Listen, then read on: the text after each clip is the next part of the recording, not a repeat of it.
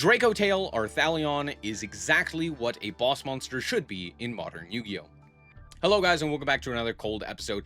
On today's episode we are taking a look at Dracotail Arthalion because, okay, I just did a video talking about a bad boss monster, or what I believe is a poorly designed boss monster, in that of Lunalight Liger Dancer.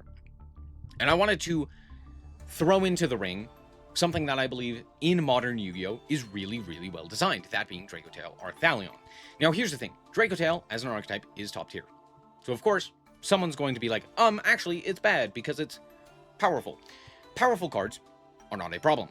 That being said, I don't believe Arthalion is a powerful card. I think it facilitates some very powerful cards and some very powerful archetypes, but overall, Arthalion is a really, really well-designed Yu-Gi-Oh! Card because its costs equate to its power. The more you use to make the monster, the more powerful it becomes. Meaning, if you use more monsters in hand, you get more cards you get to return to the hand.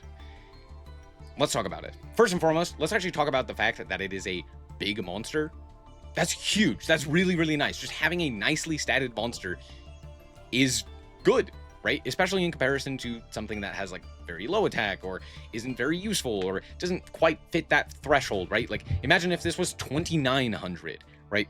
I mean, Gulamel being 28 matters significantly, but the fact that Gulamel also is a quick effect interruption makes it more reasonable, right? Arthalion, once it hits the field, isn't going to do anything else. It does its thing and then it's done.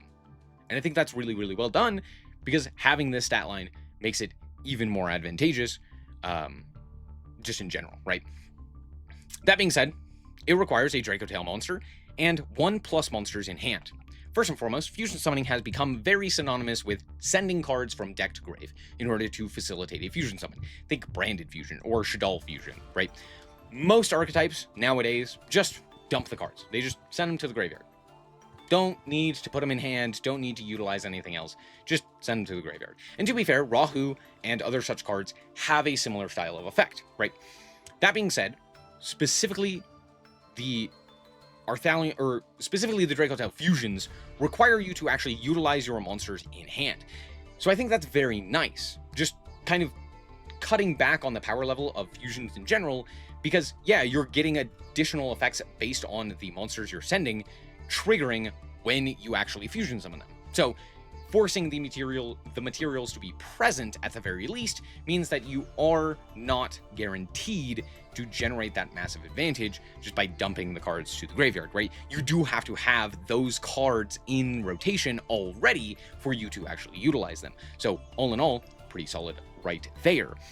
But on top of that, by using more monsters in hand, you get to on fusion summon, target monsters on the field or graves up to the number of monsters uses material from hand to bounce them back to the hand. Now, this does two things. One, it allows you to refill your hand after having utilized a whole bunch of monsters from it, which is great. You trigger the effects and then you get to add back the monsters. Fantastic. That's exactly what the archetype wants to do. But on top of that, because of the nature of these cards, you also gain access to something like 5 mana, which gets you the ability to, on the opponent's turn, fusion summon into Arthalion, which means that on summon, you could also target opponent's cards and return them to the hand. And because they are not specifically tied to just bouncing cards on field or bouncing cards in grave, you get that wide array of options available to you as a player to play for a bunch of different things. Is there a what's a good example? Is there an engraver in the grave, right? And they've already used Tract, for example. Great, bounce it back to the hand. Now they don't have access to that monster, right? Or maybe there's a link monster on the field that you'd like to get rid of. Well, you can return that back to the extra deck. Maybe you do need those extra materials in the grave. Say you use a hand trap like Ash Blossom or Droll and Lockbird. Well, you could add those back to the hand. Say you use them on the previous turn, now you get them back this turn. That's a very nice wide array of uses for a very simple effect, right? Overall, very solid. That's it. That's the whole thing. It's a very useful effect, but that's pretty much its entire effect. It has the ability to bring itself back from the grave if conditions are met, and it banishes itself when it leaves the field. fantastic. You're not getting infinite material out of it, but at the very least, it does come back, right? But again, it's only on Fusion Summon that you get the effect. So even if it brings itself back, you're not bouncing additional cards, right? So all in all, it's a very simple card that works extremely well for a very solid archetype, right? It's exactly what the archetype wants. It's not overtuned in a way that outshines some of the actual disruption that the deck has, like the trap cards. And it's not something that isn't going to be helpful, right? The additional body, the ability to bounce cards on the opponent's turn if need be, and the ability to reborn itself make it very powerful. Is the power level bad? No. Right? It's not bad to have a good card, right? It's not bad to have an archetype that's powerful, right? This is exactly what the archetype would want. This is exactly what the archetype would need. It's not overtuned so that it's centralizing to the strategy. You don't always have to go for Arthalion. Going for Gulamel still works. Going for other fusions like Secretarion or what have you are also extremely advantageous. It just does what the archetype needs. And it's very nice to have cards that are like that.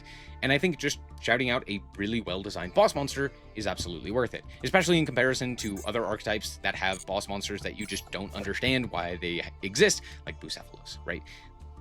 Why does Bucephalos exist? So that you can send it to the graveyard, likely. But even with that being said, it's still kind of goofy, right? At the very least, Arthalion has effects, has uses, and it's very, very well designed. So, that's it. Thank you guys so much for watching. I hope that you guys did enjoy it. If you did, like us very much, so appreciate it. And remember to always stay frosty. Bye-bye.